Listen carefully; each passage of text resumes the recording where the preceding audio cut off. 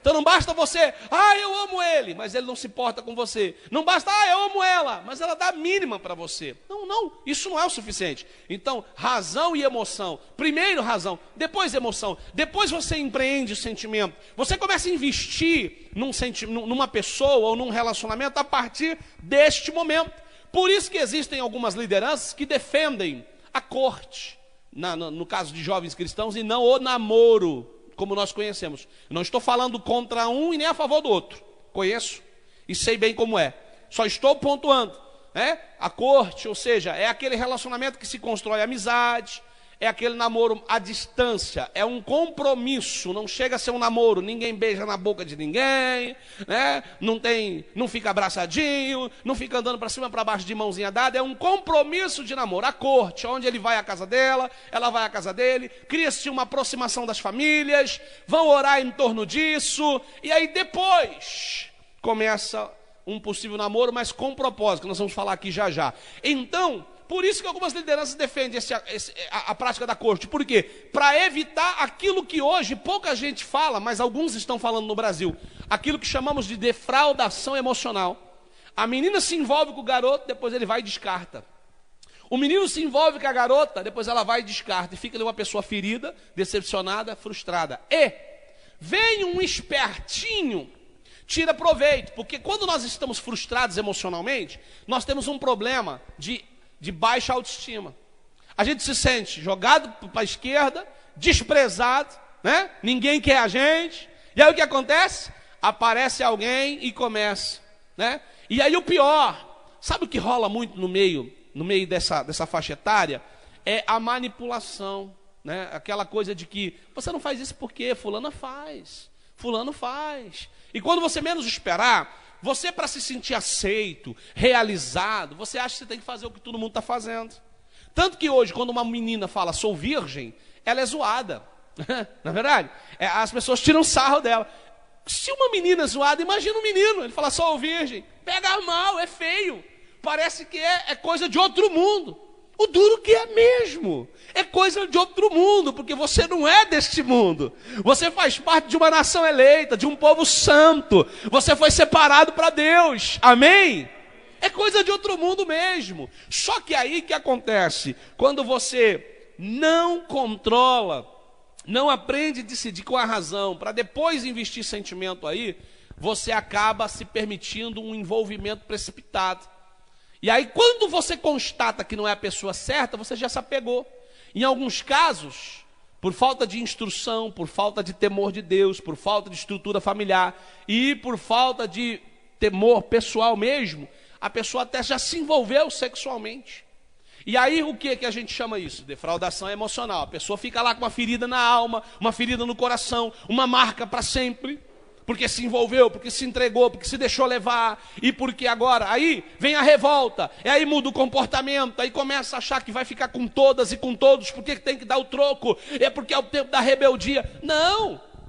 O erro está aí, nessa construção de relacionamentos errados. Você está gostando de alguém, querida?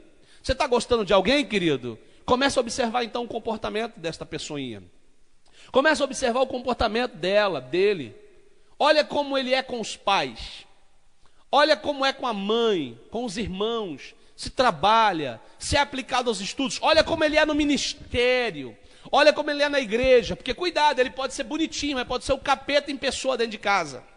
Quem já ouviu aquela música lá da Benedita? Ela chegou com fulaninho na igreja, toda se sentindo, o pastor olhou e falou, filha, esse rapaz não é para você. Ah, pastor, mas ele é o colírio dos meus olhos. Quem já ouviu essa música? Aí, teimou, não, é o colírio dos meus olhos, foi, investiu no relacionamento, de repente casou, um dia apareceu com o olho roxo na igreja. O pastor, filha, o que aconteceu? Ela falou, pastor, meu colírio me bateu. É uma música que a Andréa Fontes canta. O meu colírio me bateu. É isso aí. Fazer o quê? Ele era o colírio dos teus olhos, agora receba colírio no olho aí, não é verdade? Só que veja bem, por que isso? Porque às vezes há uma entrega física, uma entrega emocional, para depois observar, mas olha, eu errei, eu não devia ter casado com você, eu nunca deveria ter me entregado para você, eu não deveria ter ficado namorando com você esse tempo todo, mas aí já existe amor.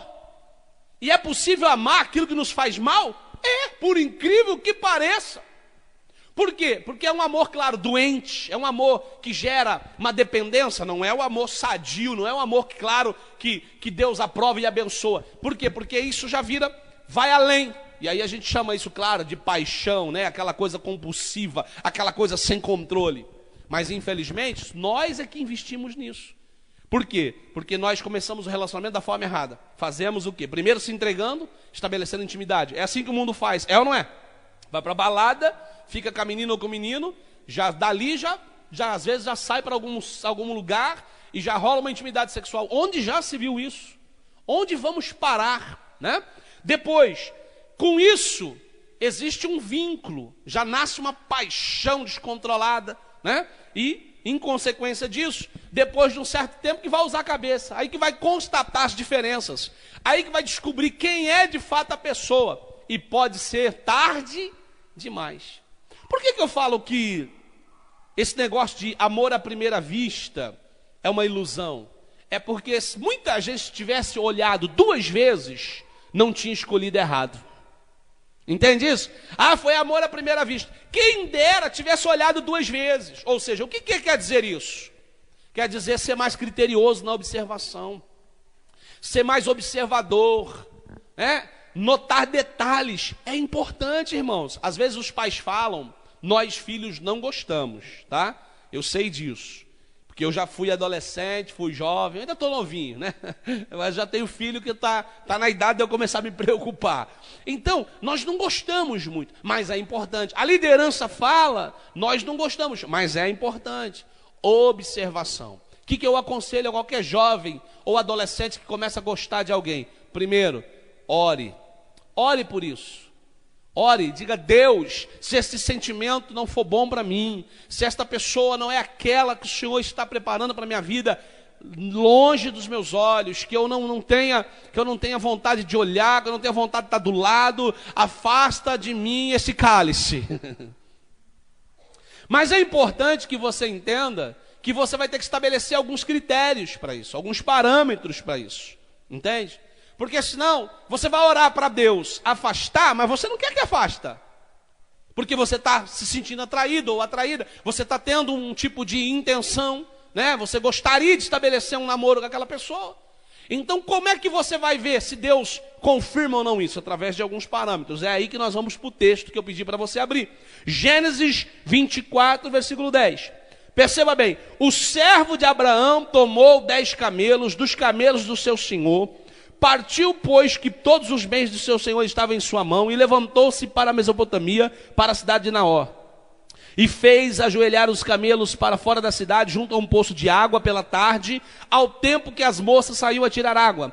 E disse: ó Senhor Deus de meu senhor Abraão, dá-me hoje um bom encontro e faze beneficência ao meu senhor Abraão.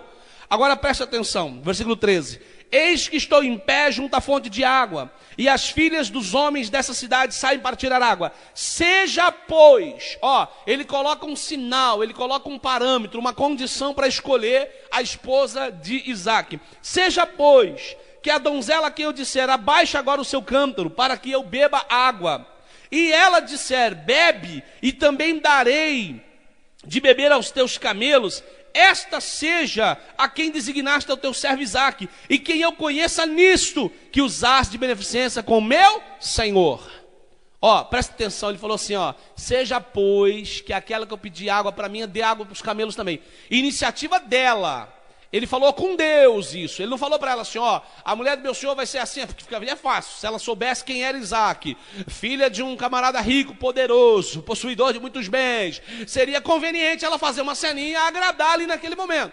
Era ele e Deus. Não falou para a melhor amiga, viu? Não postou no Facebook. Não. Ei, não tweetou, não. Foi só ele e Deus, íntimo. Eu quero, Deus, assim. Eu quero que o Senhor me mostre, que o Senhor me dê um sinal, que o Senhor confirme isso. E olha que ele falou assim, que eu conheça nisso, que é essa abençoada. Imagine, se é difícil escolher mulher para você, marido para você, imagina para os outros. Pode parecer fácil que é para os outros, mas não, você não sabe se vai agradar. Você sabe teus gostos, você sabe a tua preferência, você sabe o que você quer, mas como escolher para os outros e fazer com que dê certo para o outro? Ele estabeleceu o quê? Parâmetro, condição. O que eu aprendo aqui? Eu aprendo aqui uma coisa muito interessante. Gente, Rebeca era uma donzela, mãozinha fina. Ela ia tirar água do poço, meu Deus do céu, gente, não tinha, como é que chama esse negócio de rodar? Saril? Não tinha bomba d'água. É saril mesmo, aquele negócio de rodar, tirar água do poço? Eu saí da roça faz tanto tempo que eu não lembro mais. Não tinha bomba elétrica para puxar água não, irmão. Era aquele esquema que você vê nos filmes antigos. Joga o balde e puxa na mão. Na mão. Agora imagina a mãozinha de moça. Só que ela foi lá com o balde, pegar água para quê? Para fazer o almoço, talvez. Para lavar uma louça, talvez. No máximo para um banho. Aí chega um cidadão com 10 camelos. Fala para quem está do teu lado, fala assim, ó, eram 10 camelos. Irmão, ele viajou dias pelo deserto. Querido, camelo demora para beber água, mas quando resolve beber, eu quero distância. Dizem algumas pessoas que vai de 70 a 140 litros de água por camelo quando eles estão com sede. Agora, que sinalzinho simples que ele pede. Eu quero que ela dê água para mim, mas que ofereça água para os camelos. Não estou dizendo que você vai ter que camelar para arrumar a mulher da sua vida, nem o homem da sua vida. Não estou falando que você vai camelar, não. Alguns casos tem gente camelando faz tempo e não chega lá nunca, né?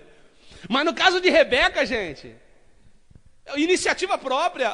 Peraí, se fosse só mais um copo d'água para mais uma pessoa, tudo bem. Mas dá água para 10 camelos, tá de brincadeira. Mas olha, ele pediu que fosse assim. Então, ou seja, ele não facilitou. Fala para quem está do teu lado assim, ó, ele não facilitou. Fala para quem está do teu lado de novo assim, não facilite. Ei, é a sua vida que está em jogo. O cara chega com uma conversinha, você já vai? O cara chega falando manso, bonito, você já vai?